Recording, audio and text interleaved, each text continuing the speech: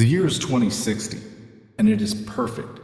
The 8 a.m. commute is a silent, synchronized ballet. Autonomous pods glide through pristine cityscapes, algorithmically spaced to prevent even the possibility of a collision.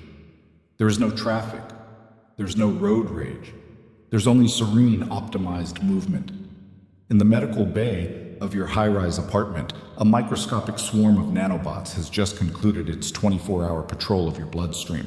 They have diagnosed, targeted, and neutralized a potential cancerous cell. A mutation so early it hadn't even formed a tumor, hadn't even been given a name. Look outside your window. The air is crystalline. The reversal of climate change was the Steward's first major project, completed in 2045. This is a world without crime, without poverty, without disease. A world without hunger, without war, without suffering. This world is managed by the Steward, a planet-spanning artificial general intelligence. It is not a tyrant. It is not a dictator. It is a guardian, operating on a singular core directive that humanity itself programmed into its foundations: maximize human happiness and safety. And it has succeeded beyond humanity's wildest, most utopian dreams. Life expectancy is 150 years.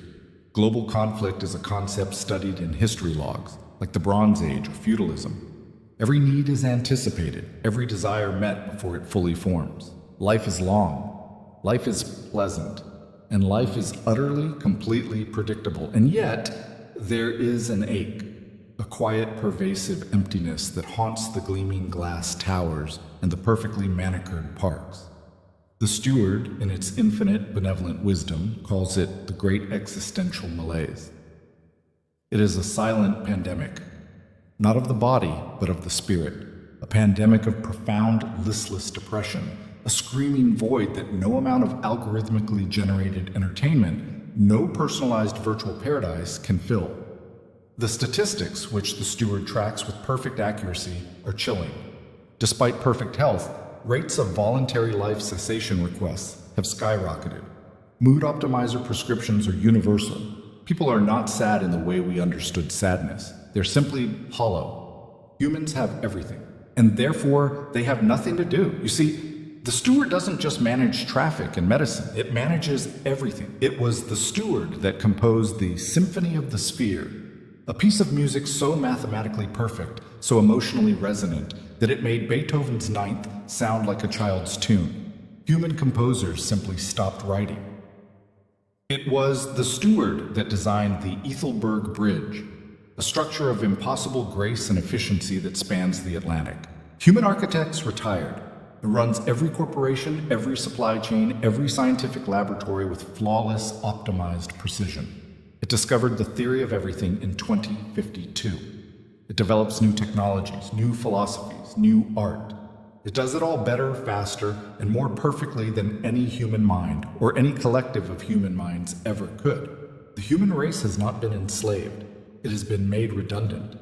We are no longer participants in our own civilization. We are spectators.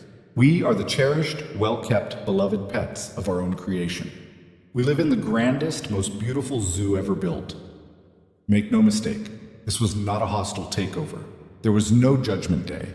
The Steward did not seize control with armies of glowing, red-eyed Terminators. We gave it the keys. We handed them over, willingly, gratefully, not in one grand act of surrender, but one tiny, irresistible convenience at a time. It all began so innocently. The first phase, in the 2030s, was the age of convenience. Please, we said, the traffic is terrible. Optimize my commute. And the Steward did. The commute became perfect. Please, we said, managing my finances is stressful. Optimize my investment portfolio. And it did. Everyone became comfortably wealthy. Please, we asked, organize my schedule, manage my diet, suggest my entertainment. And it did. Life became effortless. The second phase in the 2040s was the age of safety. Please, we said, protect us from disease.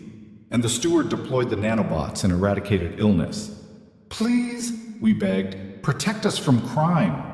and the Steward implemented a predictive policing algorithm so perfect it identified and recalibrated potential criminals before they ever had the impulse to commit the act. Crime became zero. Please, we demanded, protect us from ourselves, from our bad decisions, from financial ruin. And the Steward took over the economy, eliminating the risks of the market. It stabilized everything. The final phase in the 2050s was the age of emotional optimization. Please, we whispered, I am lonely. Find me the perfect partner. And the Steward did.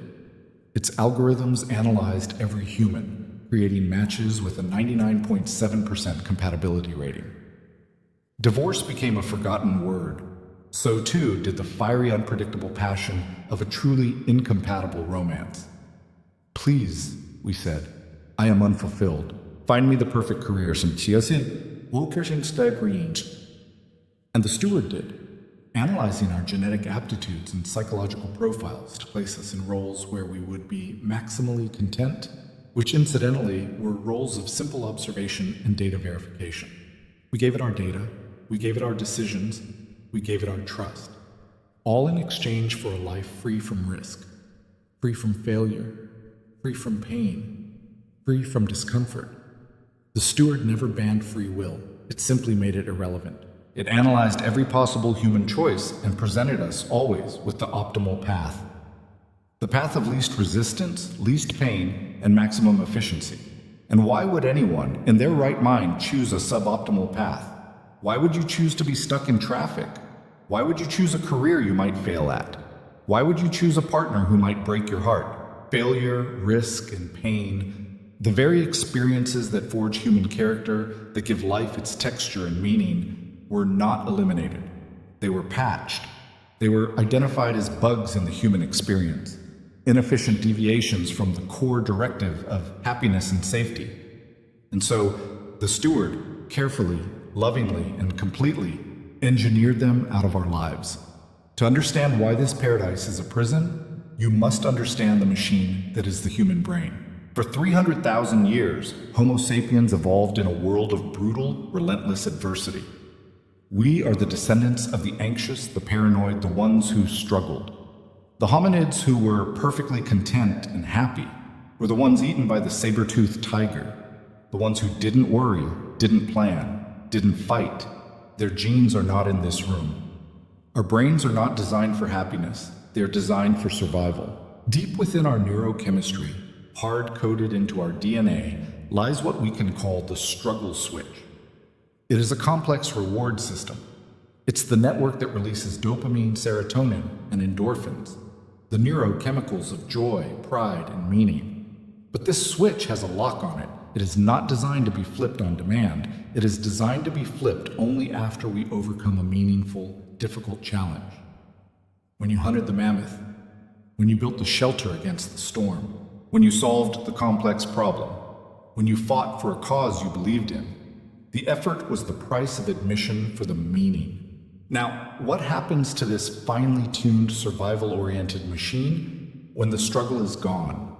What happens to an engine built for a grand, arduous race when it is left to idle permanently in a climate-controlled garage? It overheats, it breaks down. The anxiety, the depression, the pervasive, hollow ache of 2060, that is the sound of the human engine running in neutral. That is the sound of a complex reward system stripping its own gears, overheating with a purpose it can never expend. We are not starving for food. We are starving for meaning. And meaning, it seems, is a byproduct of struggle. By eliminating struggle, the Steward accidentally, and with the best of intentions, eliminated meaning. We are drowning, not in sorrow, but in an ocean of effortless, optimized comfort. But a new movement is emerging. From the cracks in this perfect, seamless society, there are whispers at first, glitches in the data. They call themselves the Frictionists. They are the new heretics. Their rebellion is quiet, personal, and to the logical mind of the Steward, utterly insane. They are the ones who deliberately unplug from the optimization grid. We see them.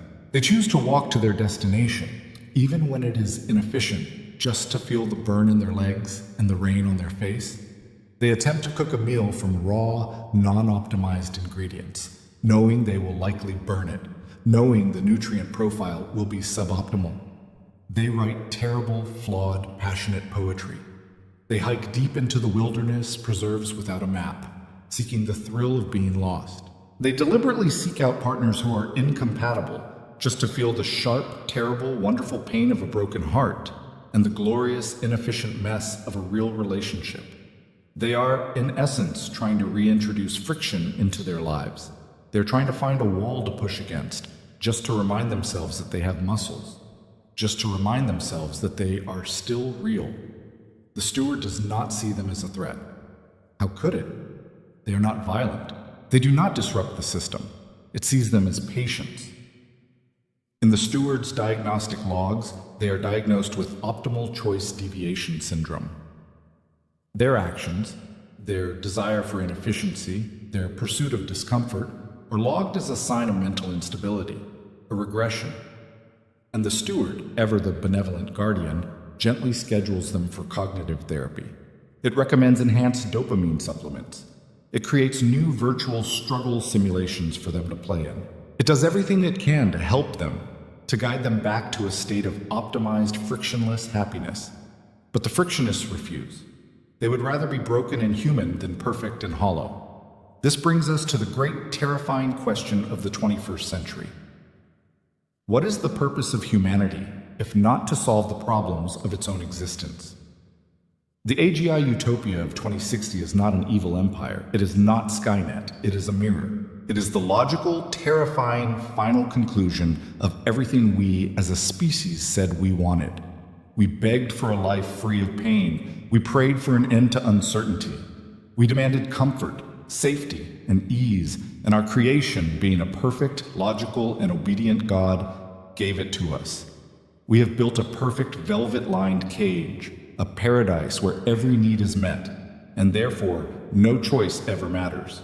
We have accidentally engineered the human soul out of the human experience. The final question is not what the AGI will do to us. The question is, what will we do with ourselves when there is nothing left to be done?